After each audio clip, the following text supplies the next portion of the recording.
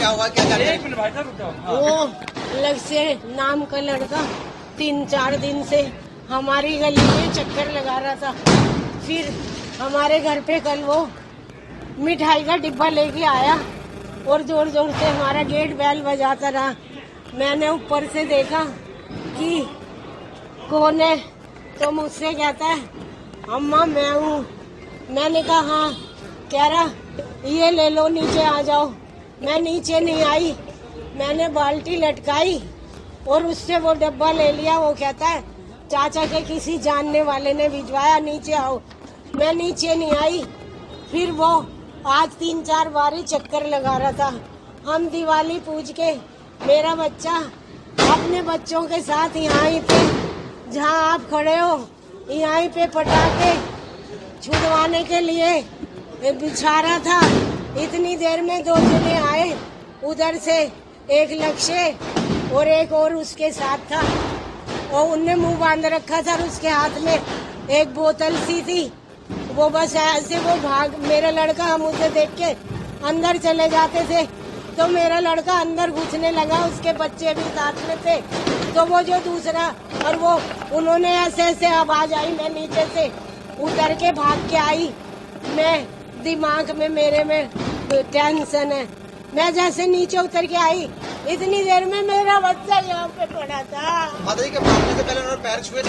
हाँ पैर छुए थे, पैर छुए और आकाश के हाँ पैर छुए और यूँ कह रहा चाचा राम राम। तो हम बोलते ही नहीं थे। मेरे आदमी को भी इन्होंने ही मरवा दिया था।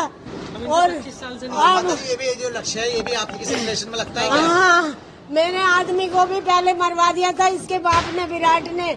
और अब इन्होंने मेरा बच्चा मरवा दिया, मेरे पोते को भी। गोली मारने की क्या वजह रही? वो बंटी और पुनीत ये दोनों पैसे दे के मरवाए। 2-3 महीने 1-1.5 महीने पहले बंटी ने ऐसा करवाया, अपने घर पे इसी लक्ष्य से गोली चलवाई और मेरे दोनों बेटों का नाम लिखवा दिया और पुलिस वालों से कह दिया कि आकाश ने और योगी ने गोली चलवाई है। मतलब जो हमलावर आए थे उनसे पहले से दुश्मनी थी या झड़प थी, रंजिश थी? हाँ मेरे आदमी से बोल मकान में हिस्सा मांगते थे तो हमने अपना पर्सनल खरीदा था। हमको एक कॉल मिली 8:30 बजे, उसके बाद एक कॉल और मिली उससे 15 मिनट के बाद, जिसमें यही बताया कि यहाँ गोली चली है और कुछ लोगों को गोली लगी है। दूसरी कॉल में ये था कि जी मेरे फादर को किसी ने गोली मार दी है। हमने अपने लोग जब वहाँ पर जो हमारी टीम वहाँ पर गई, जांच में ये पता चला कि 3 लोगों को गोली लगी है, आकाश, ऋषभ और कृष। ये तीनों आपस में रिश्तेदार है। आकाश का बेटा है कृष और आकाश का भतीजा है ऋषभ। इसमें आकाश और ऋषभ की मृत्यु होगी। इसमें एक व्यक्ति को अभी हमने अप्रीहेंड किया है यहाँ पे, वो जुवेनाइल है। तो अभी इतना ही मामला है, उसके आगे की जांच चल रही है। सर ये जो जुवेनाइल है ये आकाश और इनकी फैमिली का क्या लगता है और इसमें क्या बताया, आखिर क्यों जो है हत्याकांड को अंजाम दिया? ये इनकी ऐसी डायरेक्ट कोई रिश्तेदारी नहीं है। इसमें जो लड़का है जुवेनाइल, इनकी दूर की रिश्तेदारी में है और ये खुद इनको चाचा चाचा बोलता था। हालांकि इनकी बातचीत सब बंद थी, ये मिलते भी नहीं थे आपस में। तो क्या इसका पैसे का लेन देन था आकाश के साथ? अभी देखिए प्राइमा फेसी तो यही आ रहा है कि इसका आकाश के साथ पैसे का लेन देन था, जो ये मांगता रहता था। करीब 70,000 रुपये की बात थी, जिसको ये देता नहीं था और उसको अवॉइड भी करना शुरू कर दिया था। इसके फ़ोन भी उठाने बंद कर दिए थे, इससे मिलना भी बिल्कुल बंद कर दिया था। तो क्या हम कह सकते हैं कि इस पूरे हत्याकांड का मास्टरमाइंड नाबालिग है? डेफिनेटली इस पूरे हत्याकांड का मास्टरमाइंड ये नाबालिग लड़का ही है। इसकी पहले की भी क्रिमिनल इन्वॉल्वमेंट है एक हमारे पास, अटेम्प्ट टू मर्डर की।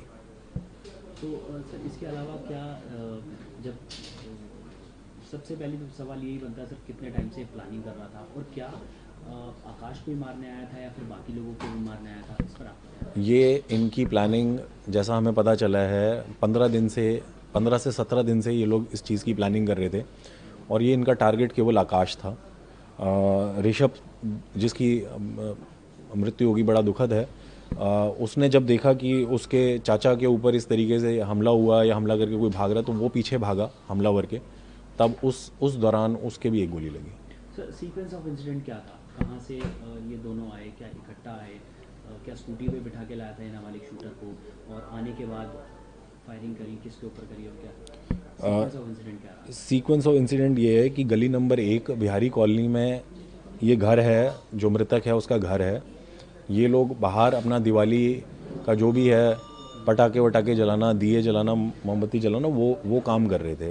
हाँ, उस दौरान आकाश बोल रहा हूँ, उस दौरान ये जो CCL है वो वहाँ पर आता है जुवेनाइल, और इसके पैर छूता है। उसी एट द सेम टाइम जो हमलावर है वो भी वहाँ पहुँचता है और इस पर गोलियाँ चलाता है आकाश पे। आकाश भागता है अपने घर की तरफ, उसके पीछे पीठ की तरफ गोलियाँ मारता है, और फिर जब हमलावर वापस जा रहा होता है, भाग रहा होता है वापस, तो उसके पीछे ऋषभ भागता है और उस दौरान उसको भी एक गोली मारते हैं। ये सीक्वेंस है, और ये केवल आकाश को टारगेट करने के लिए आए थे और किसी को टारगेट नहीं। ऋषभ को सर कैसे गोली लगी? वो ऋषभ, कृष्ण गोली कैसे लगी? क्रिश को तो उस दौरान गोली लगी जब जैसे आकाश अंदर भागा घर की तरफ, अपने बाहर था वो, जब उसके पता चला कि फायरिंग स्टार्ट होगी, वो घर की तरफ अंदर भागा, तो उसके पीछे पीछे हमलावर भागा, उस दौरान उसकी गोली लगी। वो घर के अंदर ही था।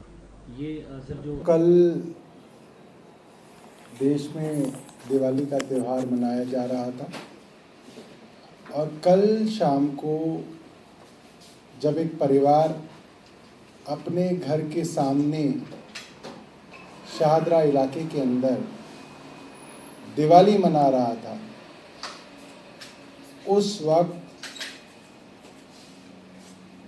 कुछ लोग हथियारों के साथ आते हैं और खुल्लम खुल्ला लोगों के सामने 2 लोगों पे गोलियां बरसा के उनकी हत्या कर देते हैं।